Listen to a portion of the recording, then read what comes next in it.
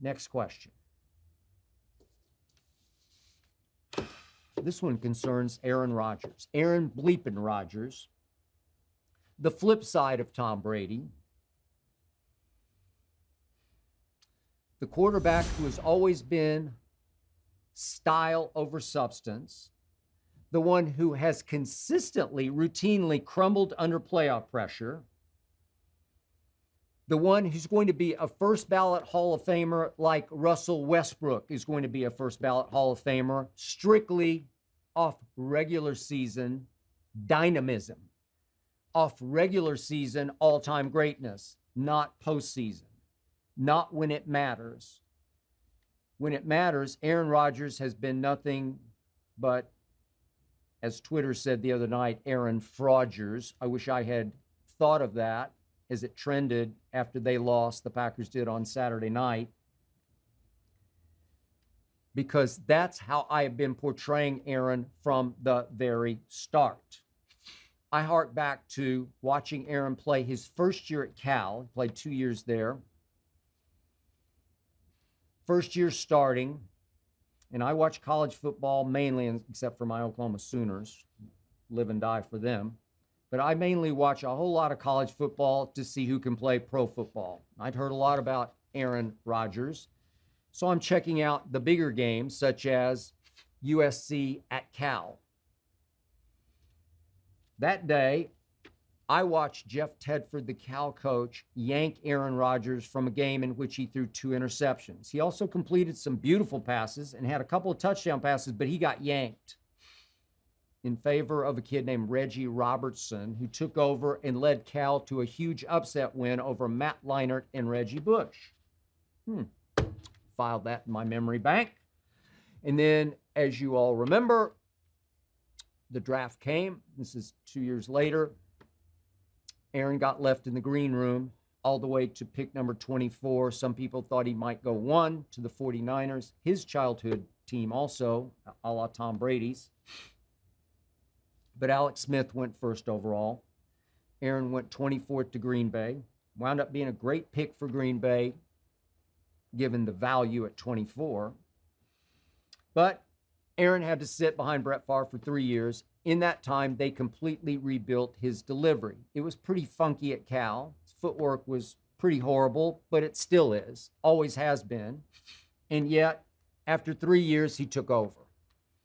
The first year, 2008, they went 6-10. And then the second year, he started to get his feet underneath him. And they went 11-5 and made the playoffs. And he played his first playoff game against Arizona. And it went to overtime, and I watched it start to finish. And he played very well. He threw for 423 yards. He lit them up. But in overtime, he got sacked, and he got stripped of the football. And Carlos Dansby scooped it and scored with it to end the game in overtime. And I filed that in my memory bank.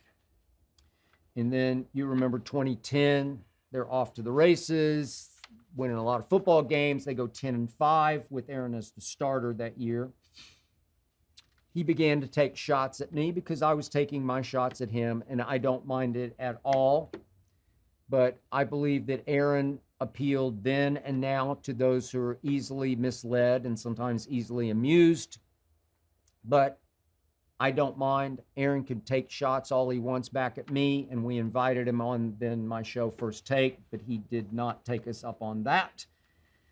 And they became a wild card road team, as you recall, through those playoffs. In the first game, they barely survived at Philadelphia, 21-16.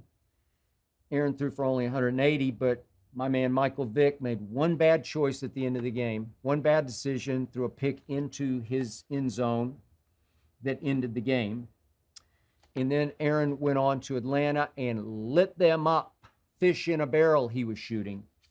31-36 for 366 because Atlanta was horrible on defense. And I began to think that, wait, I think Aaron is becoming the LeBron James of pro football, which I've often called him since, because he can front run with the greatest of them. If he feels no pressure, if he feels like he has the upper hand, he will pour it on and he will rub it in. And did he ever that day, which led to the NFC Championship game that year, as you recall, at Chicago. My man Jay Cutler from my school, Vanderbilt, went down in the second quarter with a sprained knee, wound up on the exercise bicycle throughout the second half. And in for Jay Cutler was the immortal Caleb Haney, who lasted only one more year after this in pro football. And Caleb Haney outplayed Aaron Rodgers in the second half of that game. Out everything to Aaron Rodgers. Outran him, outpassed him, outscored him 14-7. Aaron was pretty pathetic by his standards. Threw for only 88 yards, threw a pick that almost got returned for a touchdown by Brian Urlacher. And somehow, some way, Green Bay hung on and got to the Super Bowl. They won that Super Bowl 31-25. And Aaron was very good, so good that he was the MVP, as you recall, with 304 yards passing. And that was Aaron's one and only Super Bowl, long ago in a galaxy far away. Since then, he's been 7-9 in the postseason. 7-9, 1-4 in NFC Championship games. My ex-partner on First Take, Stephen A. Smith, had begun calling Aaron that bad man. And every playoff season would come around, postseason would come around, and I'd say, no, he's just bad in the playoffs. He's just bad. And Stephen A. would sputter back at me, yeah, but you see this, he's got style. He's got style. He flips it, throws it, cool. Yeah, I get it.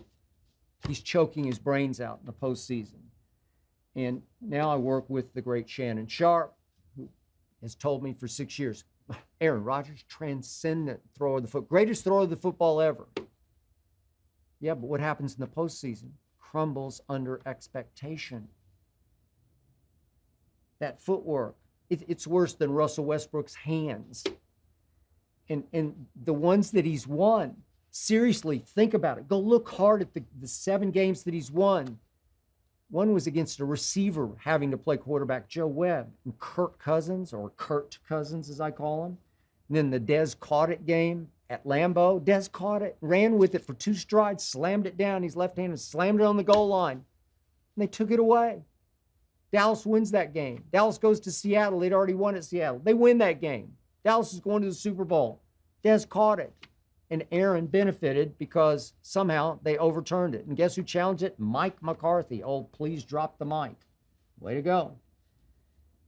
That Odell game. Odell takes the receivers, the Giants receivers, to South Beach to prepare for a game up on the frozen tundra. And Odell stunk it up. He dropped a 3rd down pass on the first drive from Eli and then dropped a touchdown pass on the back line of the end zone. And Aaron benefited. And then the Mason crossbar game, Dak's rookie year, Zeke's rookie year at Jerry World.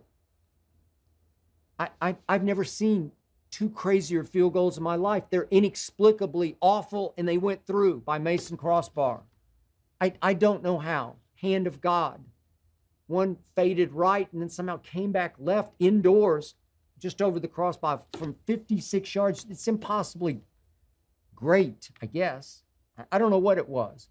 The game winner, the 34-31 kick, he duck hooks it left and somehow it somehow fades back right. Hand of God. I don't know. 51 yards for the win. How did you do that?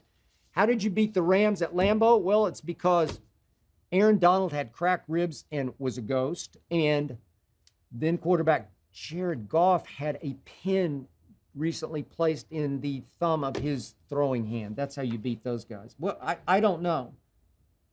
Against Tom Brady last year's NFC Championship game, you got it 1st and goal at the 8, and you just gag, choke your brains out. And then this year, you've got everything you wanted. Everything. You got the healthiest team. You got home field. You got the 1 seed. And you managed 10 points against San Francisco. 10 points. You even got Packer weather. Freezing weather, 10 points.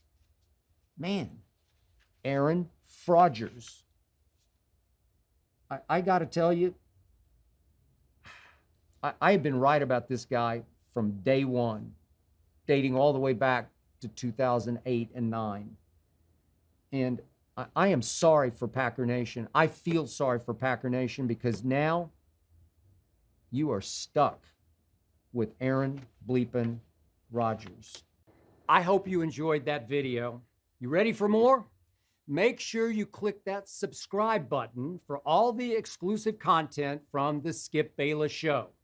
And don't forget to check out the full episode of the show wherever you get your podcasts by clicking the link in the description.